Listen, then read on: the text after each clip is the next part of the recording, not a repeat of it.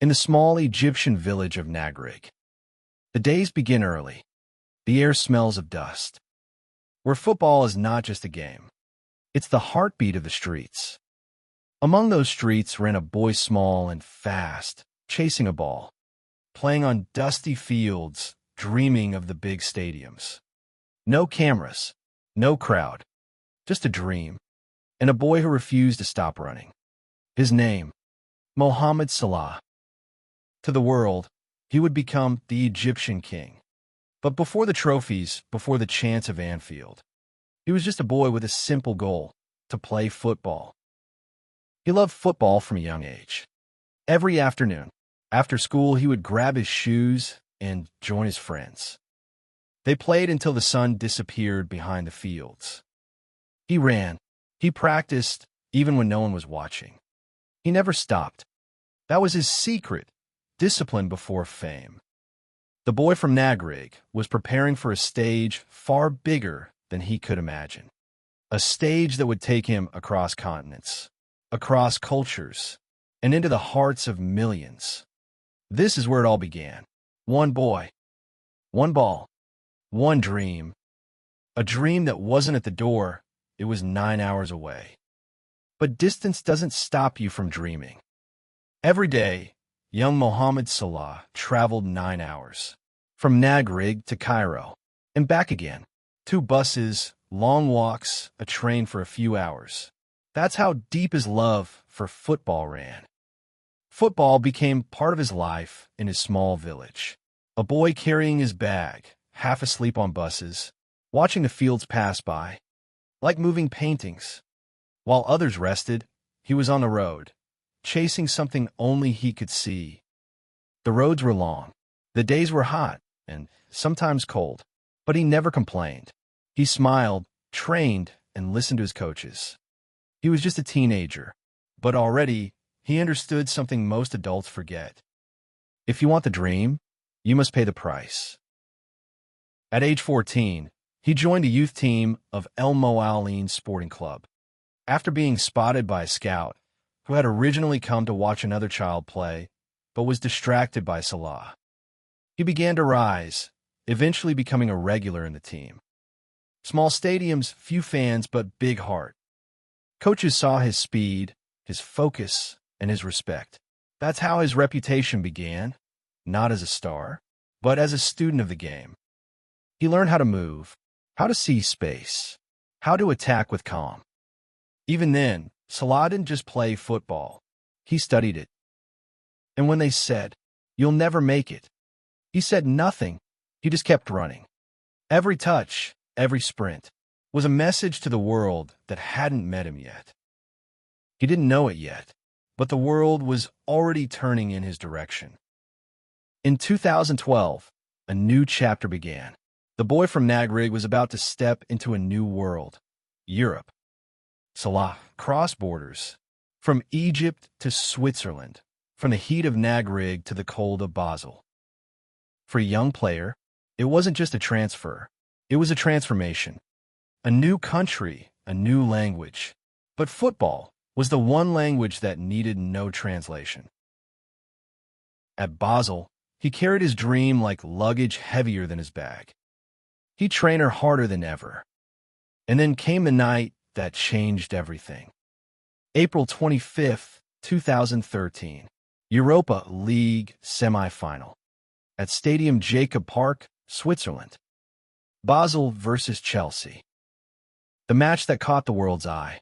No one expected much from a 20-year-old Egyptian winger.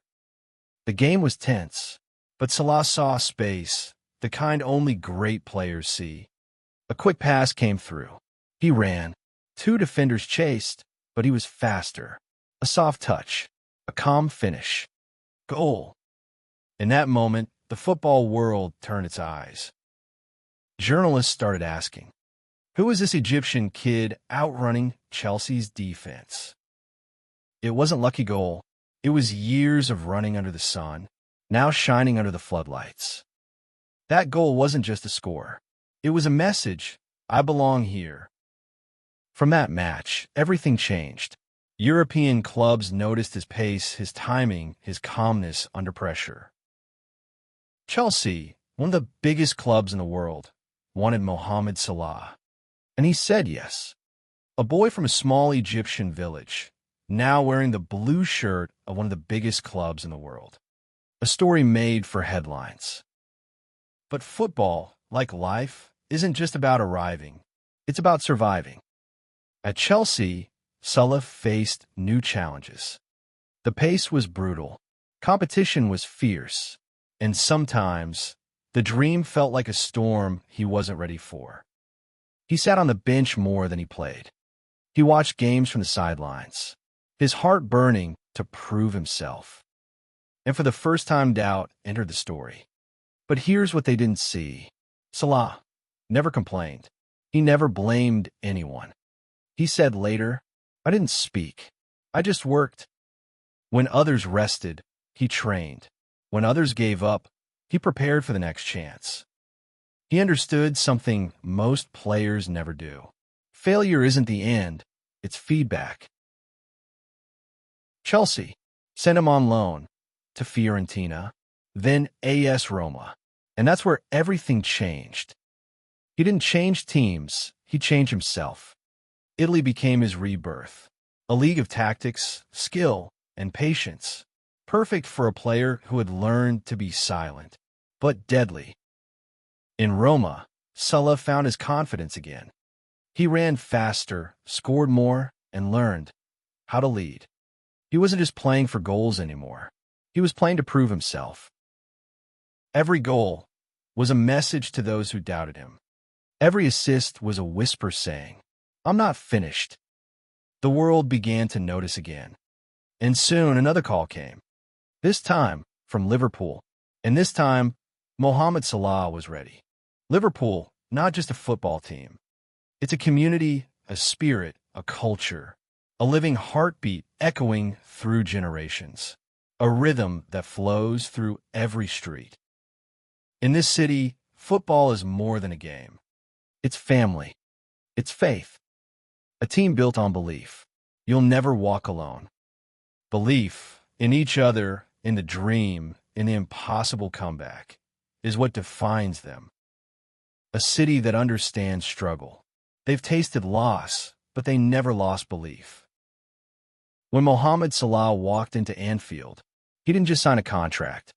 He found his reflection in a city that fights the same way he does. The boy who never stopped running joined a city that never stopped believing. He came to play football, but what he found was a home. When Mohamed Salah arrived at Liverpool in 2017, from the very first games, he lit up the Premier League. His speed, control, and killer instinct were unmatched. He wasn't just scoring goals. He was creating moments.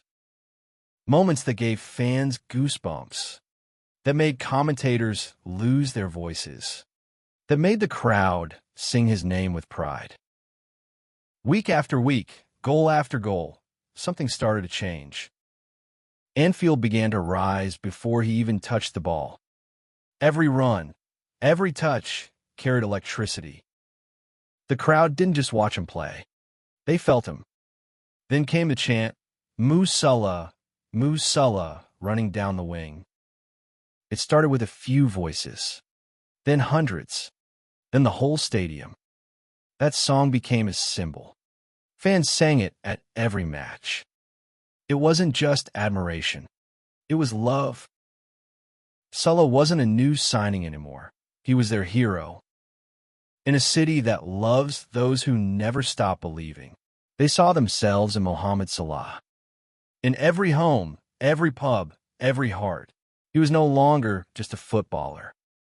He was one of them. By the end of 2017, he was unstoppable, scoring in almost every match, rewriting a record-breaking year. 44 goals in his first season with Liverpool, becoming the Premier League Player of the Year, known as Liverpool's Golden Number 11. In 2018, Champions League Final, Liverpool versus Real Madrid. He started the match for Liverpool, the biggest night of his career so far. But then came the moment that broke every fan's heart. Around the 30th minute, Salah went into a challenge with Sergio Ramos, the Real Madrid captain. Ramos pulled Salah's arm as they fell, and Salah landed heavily on his left shoulder. He tried to continue, but was in deep pain and had to leave the pitch in tears. That image, Salah crying, walking off the field, became one of the most emotional moments in modern football. It was later confirmed as a shoulder ligament injury. Liverpool lost the final 3-1 to Real Madrid. Salah's injury was seen as the turning point. It changed the game completely. But legends don't stop at pain. They rise from it. Salah came back stronger. The next year, Liverpool lifted the Champions League trophy. In June 1st, 2019, Liverpool versus Tottenham Hotspur. Just 2 minutes into the match, Liverpool won a penalty. Salah stepped up. He took a deep breath and buried it. Goal. And when he scored in the final, he raised his hands to the sky in gratitude. Salah is ours. That's what you hear in Liverpool. It wasn't about goals anymore. Salah becomes a legend, not just a player. And what made him special wasn't just talent, it was mentality. How he uses intelligence more than physicality. He stayed calm. When Salah was asked about the players' emotions, how they go up and down, he said, "I just try to be stable and understand that not every game you're going to have your best game. But if you stay focused, maybe you will have one chance." That calm mindset shaped everything else. It showed in how he trained, how he lived, and how he handled success. He said, "I'm very honest with myself. I take my work seriously. I'm trying to do everything right. Food-wise, training-wise, sleep-wise." Even early in his Liverpool journey, Salah showed he never stopped learning. He said, "Quite early in Liverpool, after my first year, Robo came to me and said, 'When you miss a chance and go down like this, everybody looks at you. And if a superstar does that, what are we going to do?' So since then, even when I miss a chance now, I smile. Even if you're a little bit frustrated. But with time, you understand. Situations come and go. Emotions come and go. And you try to deal with it in the best possible way." One of the things that make Mohamed Salah special is how deeply he values his team. He never saw football as a solo game. He needed them, and they needed him. When his teammates score, you'll see him running to celebrate, smiling, hugging, sharing the joy. And when he scores, he hugs his teammates too. After the hugs and cheers, there's always a quiet moment. He kneels, placing his head on the ground, a gesture of gratitude and faith.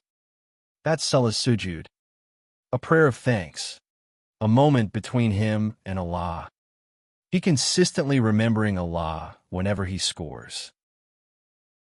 Mohamed Salah's story isn't just about what he achieved. It's about what he inspired. In Egypt, children wore his jersey with pride. Mohamed Salah, the boy from Nagrig, had become the pharaoh of football. The true greatness of Mohamed Salah isn't measured in trophies or records. It's measured in hearts. Hearts of millions. In Liverpool, in Egypt, and across the world.